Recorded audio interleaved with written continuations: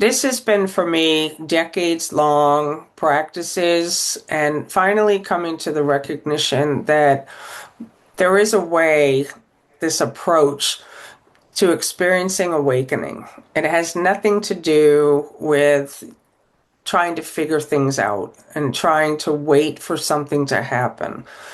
It's really recognizing that the truth is always here and the light is always here. The self is always here. It's not something later. It's not something that you achieve. It's not something that you need to do any more forgiveness work. You don't need to do anything. It's about resting and relaxing in the present moment. And when we're allowing just the simplicity of this rest and relaxing in this openness, eventually the truth will dawn on the mind. It will dawn on you. It will end up being this direct experience. And this to me is just amazing that I'm going to be with Bill Free, my husband, that he's doing this series. There's 4 teachers. I'm one of them.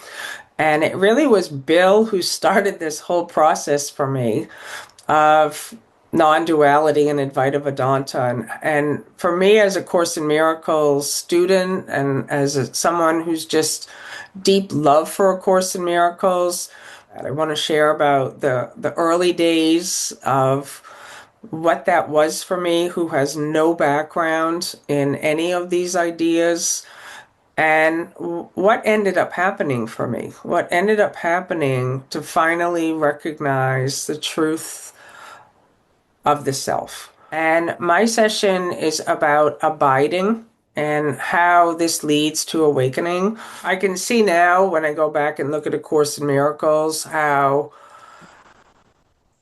the awakening is possible through that book. But the reason I had so much difficulty and why it was important to add the non-duality piece is because I never understood in my decades of A Course in Miracles who's the I that's doing A Course in Miracles. I didn't know to investigate who's the self that wants to wake up. And so once I understood that this self that wants things to be different and wants to have an awakening is the false self. So to me, when I came to understand the non-dual teachings, I actually set A Course in Miracles aside for a moment, and the non-dual teachings brought me to self-inquiry, asking, what am I? Who am I? Just this different kind of a practice. And so to me, that's an important piece. It was an important piece that for me was missing is who's the I that wants to wake up? And the recognition that the awakening is just the understanding of the truth of what I am.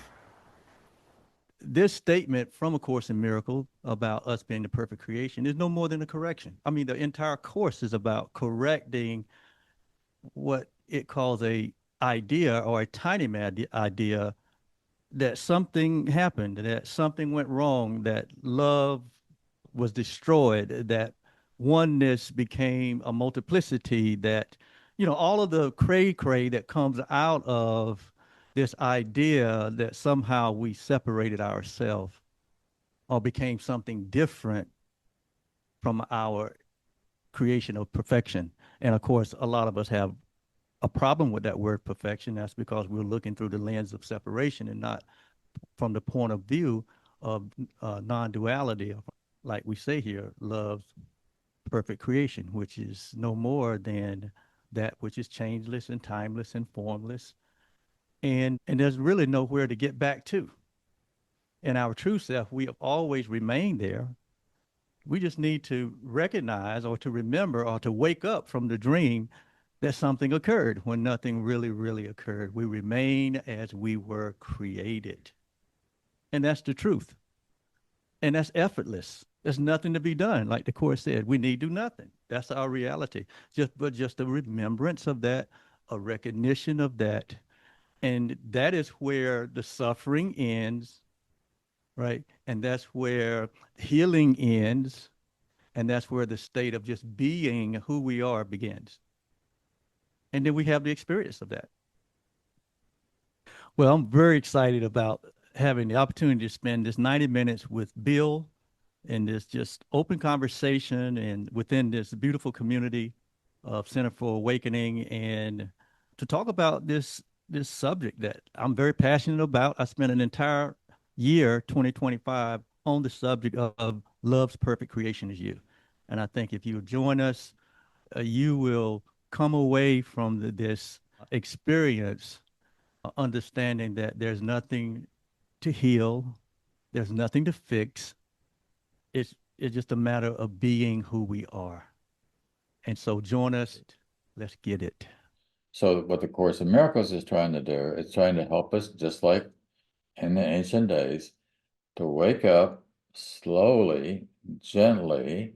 This idea is nothing new. As I don't know if you know G.R. Gurdjieff, a philosopher from the early part of the 20th century, said everybody is sleepwalking. You can see everybody's sleepwalking. So we got to do something to help wake people up.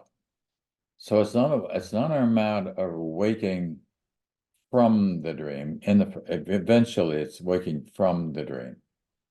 But what I'm interested in talking to people about in the first place is just awakening in the dream.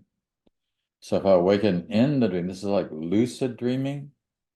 So if you have a lucid dream, what's going on in the lucid dream is that you're aware of the fact that you're dreaming within the context of the dream. So that's very helpful. If you can just watch and you get to see that this is kind of it's a play that's going on. This is a story. This is a drama maybe that's going on, and am I getting caught in the dream? Am I playing into the dream? Am I getting upset about what's going on? Or can I come to stillness in the dream? And if I can come to stillness in the dream, then that's very, very helpful, because then I can see the dream without becoming attached to the dream. So, of course, in Miracles, for example, says that anger is never justified. Never. The word is never justified. And then the next paragraph, first sentence is attack has no foundation. Anger is never justified. Attack has no foundation. So that means that if I'm getting into that state, if I see that state of consciousness developing inside me, I really want to stop. And I want to look and think, why am I going there? Why would my mind want to go into anger? Is there some sort of justification for my anger, my attack thoughts that I'm having? That's just getting deeper into the dream. In fact, as the deeper you get into that kind of dreaming, the more justification you may think that you have to go to war or do some awful thing within the context of the dream, which is really, wait, stop. You're going way too far with this silly dreaming stuff. But if I can wake up, then what happens is I accept responsibility for the dream. This is my dream. I'm having this particular dream. So another thing that's very, very important in the Course in Miracles is an emphasis on responsibility. So chapter 21, section 2 in the Course, there's a thing I ask all the students I work with on a regular basis to memorize. It's just 3 sentences, but 4 ideas. I am responsible for what I see. I choose the feelings I experience. I decide upon the goal I would achieve, and everything that seems to happen to me, I ask for, and I receive as I have asked. So dealing with the insanity that also exists in the world is filled with insanity, right? The Course is very clear. This is an insane world, and never underestimate the extent of its insanity. Now, do I go crazy because the world is crazy, or can I maintain my sense of equilibrium? Let things be what they are. Whatever's going to happen is what's going to happen. And I know how to take care of the piece of the world that is going crazy, partly by letting it be what it is, but partly also by learning to love the thing, you know? The answer isn't fight, fight, fight. The answer is let all things be exactly they are, love what's going on. That's the answer. So it's really simple, but it's a matter of doing it. And it's really a matter of raising our level of consciousness and awareness up to the point where we can see what's going on in the world, in ourselves, in all of our relationships. And this is relationships in terms of A Course in Miracles. This is the place, this is the training ground. This is where most of the work gets done. The only thing that will have you exit a go with consciousness is letting all things be exactly as they are. No resistance to anything. If you're trying to do something, it's hopeless. If you're trying to become something, it's hopeless. But when you let all things be exactly as they are, the dream, the body, the sensations, the thoughts, the feelings, you don't have to do anything with any of that. You go, what would happen in this moment if I just let all that be exactly as it is?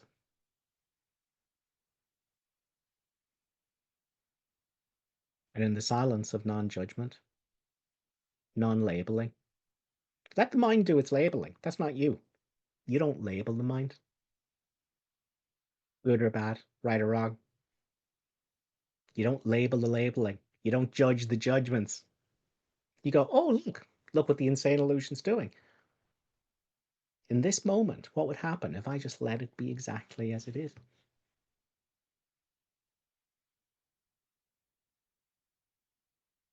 And what you are will tell you of itself.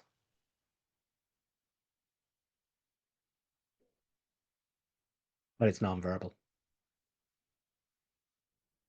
That's it. That's the portal back to your right mind.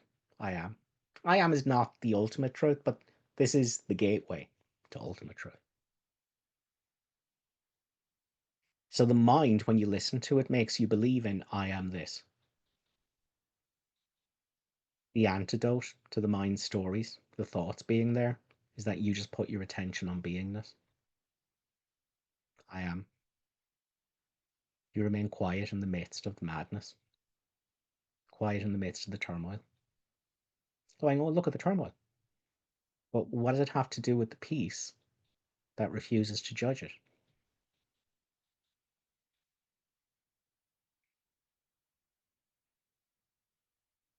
What does it have to do with the spaciousness of I am?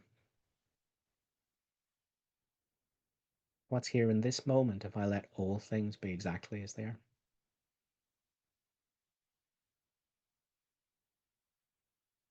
You have to keep coming back here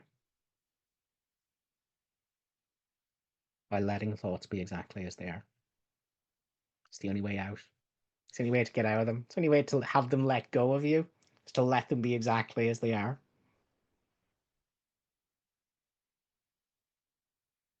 Only that unveils the silence that was here all along.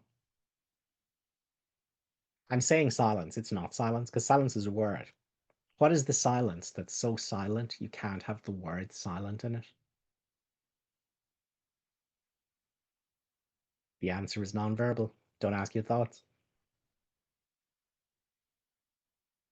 We could say it's stillness, but stillness is a word. What is so still there can't be the word stillness in it? That's what you are.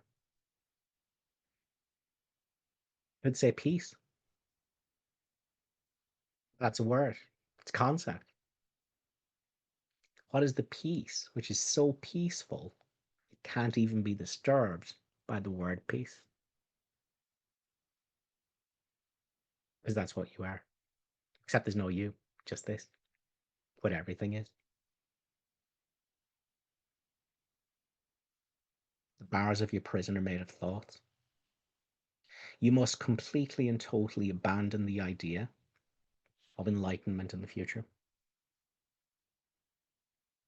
You must abandon all hope of a new guru or a new book or a new magic formula that's going to save the me.